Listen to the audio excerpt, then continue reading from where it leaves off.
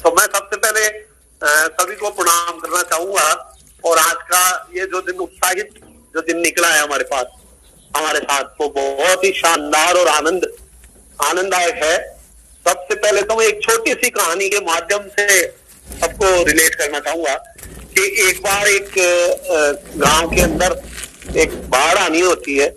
तो जो डिपार्टमेंट वाले हैं वो घोषणा करते हैं कि बहुत तेज बाढ़ आने वाली है, तो कृपया सबसे निवेदन है, लाउड स्पीकर से घोषणा करी जाती है कि सबसे निवेदन है कि गांव को खाली कर दें और किसी दूसरे स्थान पे चले जाएं।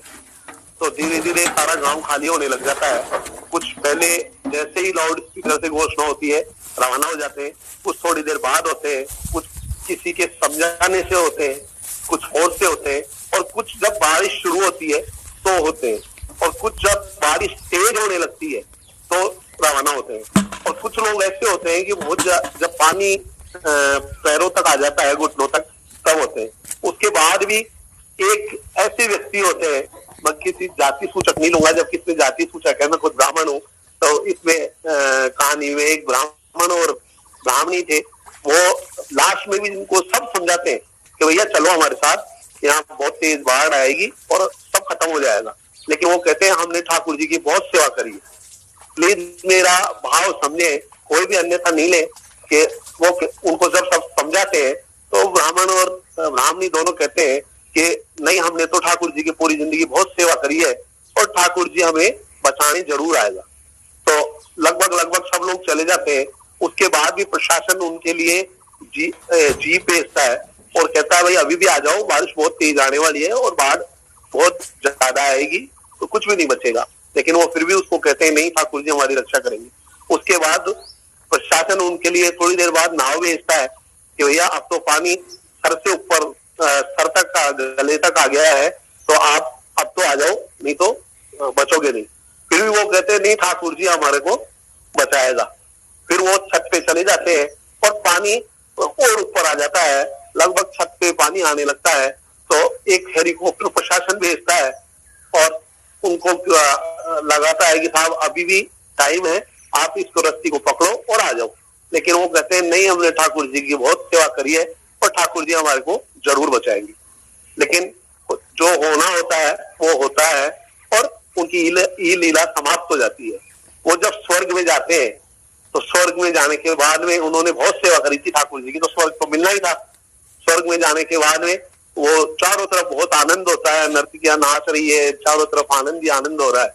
तो ठाकुर जी जो भगवान है वो राउंड लेते हैं अपना, जैसे अपन लोग अपनी टीम का के साथ में राउंड लेते हैं, तो ऐसे सबका राउंड लेते हैं और सबसे हाल चाल पूछते हैं कैसे हो, क्या है, तो सब आनंद में रहते हैं।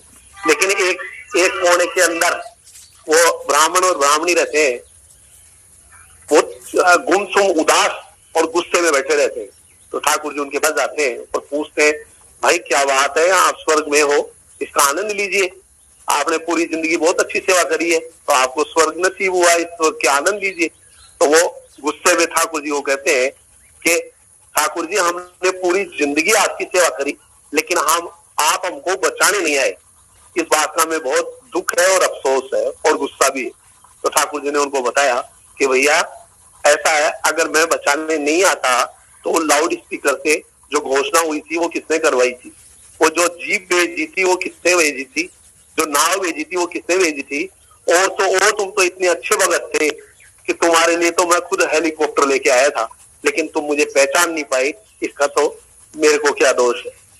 तो साथियों, मैं आप सबसे यही निवेदन करना चाहूंगा कि जालाइफ स्टाइल के माध्यम से हमारे को खुद ठाकुर जी ने एक बहुत अच्छा शानदार प्लेटफॉर्म उपलब्ध करवाया है। तो आप बिल्कुल भी शंका नहीं करें, किसी तरह की कोई शंका नहीं करें। मैं खुद भी आपसे निवेदन करता हूं कि मैं भी एक एडवोकेट हूं, वकील हूं, अभी खुद की कंपनी राइट के सिक्योर मार्केटिंग में रन कर रहा हूं, और अभी जो पिछले 2 साल निकले हैं वो सभी के बहुत विकट निकले। उस स्थिति में आप सोचिए, उस स्थिति में जब कोई भी कंपनी या कोई भी आदमी इसी तरह का नया व्यापार करने का सोच भी नहीं सकता, उस कंडीशन में जालाइफ स्टाइल इतना बड़ा प्लेटफॉर्म लेके आ रहा है, तो ये जरूर ऊपर वाले की, ठाकुर जी की हम लोगों के ऊपर बहुत बहुत बड़ी कृपा है।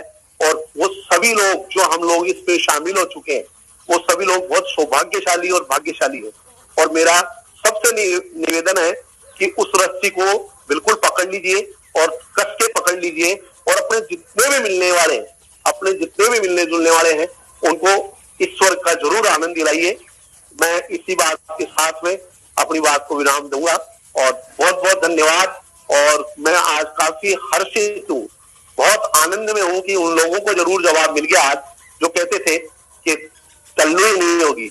वकील साहब, आप ये कंपनी ऐसे आती है और ऐसे ही जाती है, चालू ही नहीं होगी। तो मैंने उनको कहा था भैया 15 साल हो गए मुझे भी नेटवर्क करते हुए, 30 साल से मैं व्यापार कर रहा हूँ, बिजनेस कर रहा हूँ और वकील और हूँ, तो करेला और नीम चढ़ा है ऐसी बात नहीं है। मैंने भी काफी रिसर्च किया है, काफी देखा है। उसके बाद में मैं आपसे वादा करता हूँ कि चल्लू भी होगी और उस मुकाम पे भी जाएगी। अगर आपको आपकी जिंदगी के सपने किसी भी तरीके से पूरे होते हुए नजर नहीं आते हो तो एक बार मेरा निवेदन करने से फ्री आईडी डाल दो, और कुछ करो ना करो फ्री आईडी जरूर डाल दो। तो सर बहुत बहुत धन्यवाद आप सबका, आपने मुझे मौका दिया और हमेशा ही आप लोगों का आशीर्वाद और प्रेम मुझे मिलता रहा है। मैं मेरे अपलाइन और मेरी टीम का बहुत बहुत एक बार फिर धन्यवाद देता हूँ और ऊपर वाले से प्रार्थना करता हूँ कि हम सबको इतनी शक्ति दे कि हम ज्यादा से ज्यादा लोगों की मदद कर सके। पैसा तो अपने आप पीछे पीछे आएगा सर, पैसा सम्मान ये सब कुछ तो अपने आप मिलता है, केवल काम हम शानदार करते रहे, लोगों की मदद करते रहे, इस भावना के साथ हम काम करें। बहुत बहुत धन्यवाद, आपका बहुत बहुत धन्यवाद।